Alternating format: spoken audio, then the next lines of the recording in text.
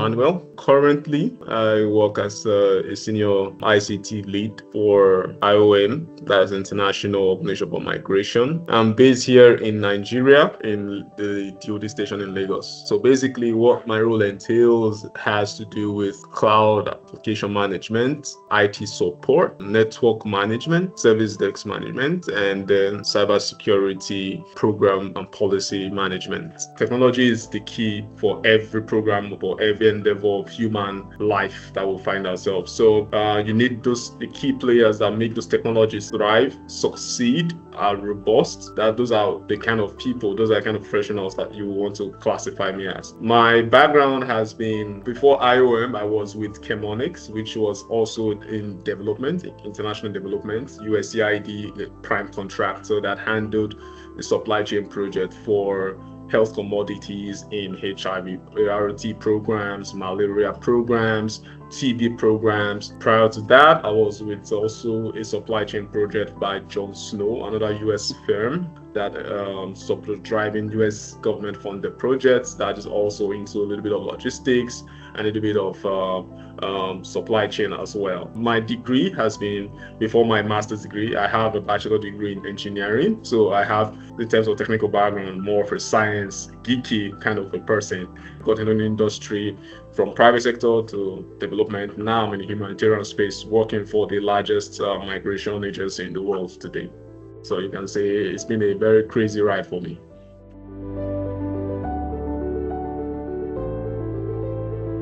I can tell you for a fact, yes, there's been a shift.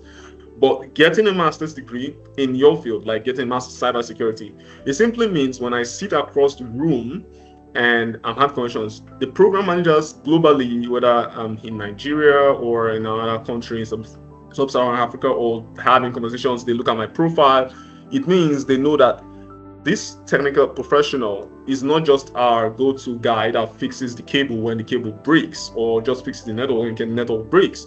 I'm expressing guidelines, I'm giving portfolio presentations, I'm giving roadmaps based on not just my technology understanding, but my program understanding of how to translate that for the program managers to come. So I'm sitting in between two worlds. So at the end of the day, what I've done with this master's in cybersecurity is to say I'm bridging the gap, elevating what a regular view of what an IT professional should be seen as in the highest perspective. I have a master's degree from one of the world's foremost university, and I have it in cybersecurity, which happens to be the biggest, largest change maker the world has ever seen, beyond AI, beyond the internet boom. Because whether we like it or not, cyber warfare is where the world is going to, because you need security professionals that will secure, whether you're using AI systems or using data systems or you're using multimedia systems. The security of this platform, of these solutions, actually depends on cybersecurity experts like me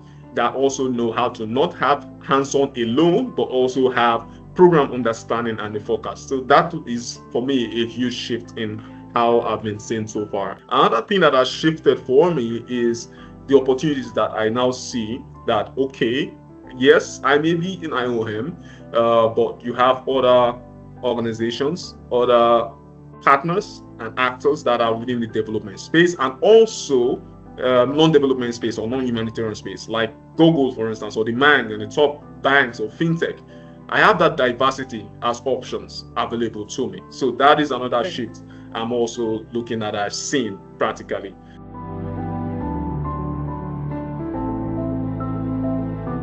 So first things, now what has changed is there's no more micromanagement. Now there is complete autonomy that has changed, that shift has brought. So it is more like a feeling thing, no longer more frustrating to say, oh, I will have micromanagement up on my tail, but more like you have full accountability and you are trusted completely to actually see the entire life cycle through completely. So that has changed. Before, yes, there was more of capacity, giving you the capacity to do it, but less trust because micromanagement was more. But now, as soon as the ECU education was done, even at the midway, when I put it in view, program managers, start talking, they sit you across, and then they don't have they believe they don't have any need to actually do any micromanagement, because while you're leading teams and able to manage that program, then it shows something. It shows capacity beyond what they're used to completely. So it's more fulfilling now. It's no longer a challenge. It has helped to reinforce my constant knack to believe that whatever impact I'm doing is not just going to stay local. It's not going to stay at the national scale. I should look at continental impact, look at global impact. So being able to have those conversations with my peers, with the students, with the faculty, I've also gained that with the ECU education as well. So those are the two I would say for now that I can really counter to say, yes, I've really seen the game.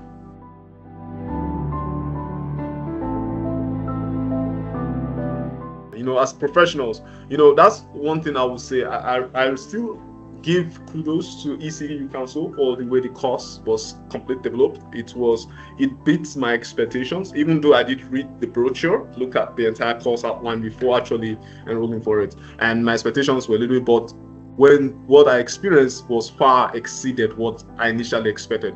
During the write-up, as IT professionals, what you think was IT professionals are guys, documentation wise, they don't enjoy that completely. We're just more prior to now, as IT program managers, no matter how senior level, we don't enjoy. It's not natural to us to think program wise, to think as businessmen, to think as business security guys or business boardroom leadership in terms of documenting things, operationalizing systems, putting security in place, maybe drafted. But the first shock I got was during the student prepared presentation writing, research writing, and I had to sit down and you have to come up with a research and make sure that your outline is in point, your tenses are on point, your paragraphs are in order, everything is on point, and then your faculty gives you that feedback. Oh, you need to fix this part.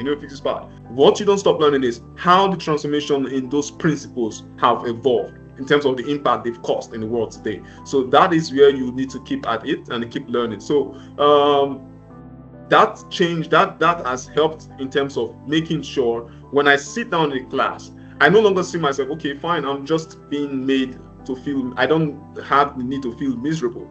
I'm only telling myself that, okay, going through the student mode, actually in the workplace, in the environment, this is what I'm going to be dealing with. So that calms me down and lets me know, no, you are what you're just doing. The difference is ECU is putting you in a sandbox. This is the same workplace. This is the same people you're going to see. This is the same kind of minds you're going to talk to. This is the same kind of challenges you're going to face. This kind of expectations you're going to get. So just go through the sandbox. ECU messes it up with you. Take it all in its stride, and then you just come to the workplace and you just shine.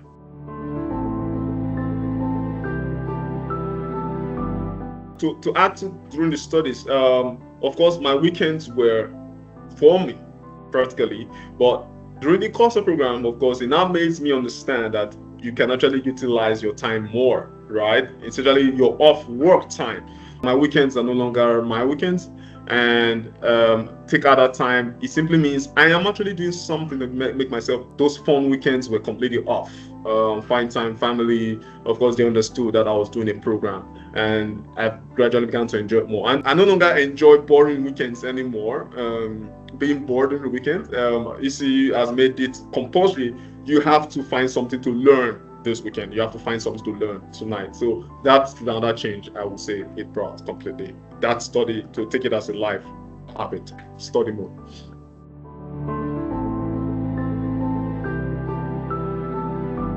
Yes, they were, especially for some of the programs that probably I'm just getting a hand of. There's a goal why I have to enroll this. There are people's lives I have to influence. There are teams that I have to inspire to say, yes, you can go beyond this barrier. And that goal was what kept me to actually stay through that comfortable periods of those time of study, particularly for some of those courses that I mentioned. The nights, of course, when I had to do extra, of course, it's easy to catch up with stuff that you already have experience. You spend less time. But some of those times I had to maybe spend 3 hours or spend 4 hours. It was tough. But of course, going through it and now understand it, and I understand that yes, this is the reason why, keeping the goal in mind made it worthwhile, and of course transitioning it and then pass through the program, pass through that particular course.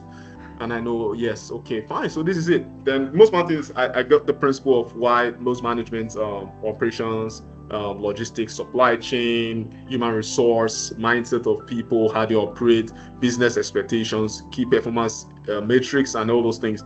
Yeah, so bringing it to workplace, it just makes it easier. So yes, it wasn't comfortable, but the mindset was to stick to why I was doing that, because there was a why, like I said, to break that barrier, to help inspire people to come beyond just the boundaries that they are.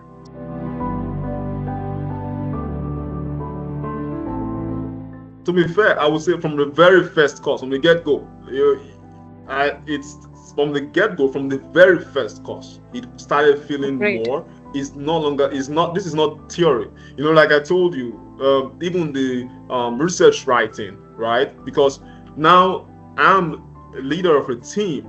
You're going to write guidelines. You're going to write SOPs, right? Standard operating procedures. You're going to contribute to developing policies. And some policies, you're talking about people, you're going to communicate it to people. So many your tenses, the paragraphs, the way the sentences are structured.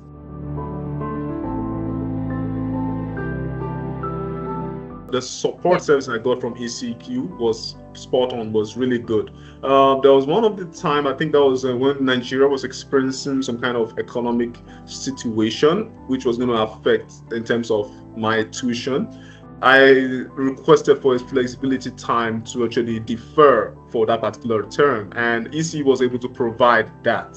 That is one, and that support was really helpful. I wrote the justification mail, and yes, they granted okay, I could take time off because yes, it was overwhelming financially, and EC obliged. That was even that was the second one. The first one I see provided was the regional scholarships, which was something that I really appreciated for what they did in terms of contributing to the cost of the education. That was something really helpful. So those two was something that helped encourage me. So it was more of an encouragement to say to stay, to actually keep on staying through what you're learning.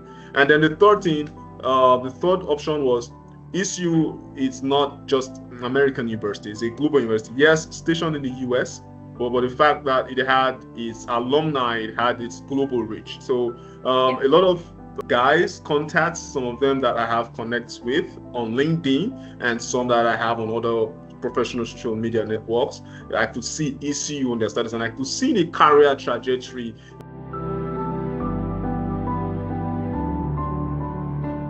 For me personally, most of the faculties, if not all, yes, these guys were grounded. They were very solid faculties. They were very good in delivering what they need. They were on time. Their time management was good. The course delivery was good. Their communication interaction was excellent. Yes, we may have one or few of them. I did once. Probably I had virtually none of the faculties I had a little bit of issue with, but there was none. They encourage you, they support you, they tell you, they just open your mind. They just tell you, just open your mind and just keep at it. They give you scenarios and tell you why this is what is necessary, why this is necessary, why you may want to think. And they don't limit the scope of what you're learning for the course. They don't say, okay, because it's the curriculum. If you bring something, they listen. The faculties, they listen. So those are the things that helped me to stay consistent, because these support systems, I knew they were there. And I knew each month I was coming.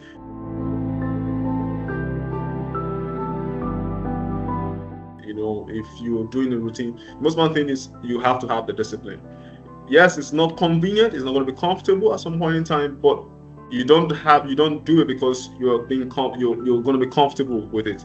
You do it because you have to. You set goals and you stick to it. Yeah, you stick to your routines. That was one way to maintain that. The second part was having to say time management skills. Whatever it is that you needed to do, you just have to be able to itemize what you needed to do or what you plan to do.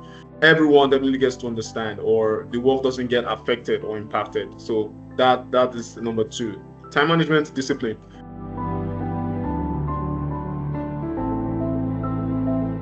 As soon as I was done, and I told one of the folks, I just finished my degree in cybersecurity. He has a master's in cybersecurity. I think he was he was in the US, and probably I think he's a US citizen or US PR.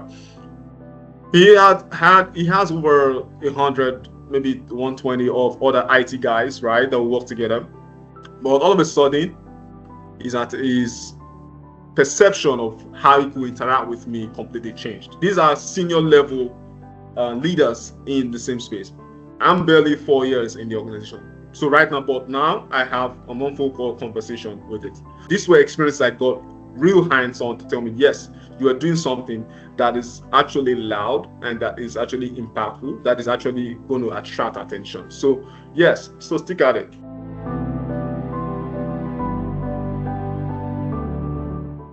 Impact.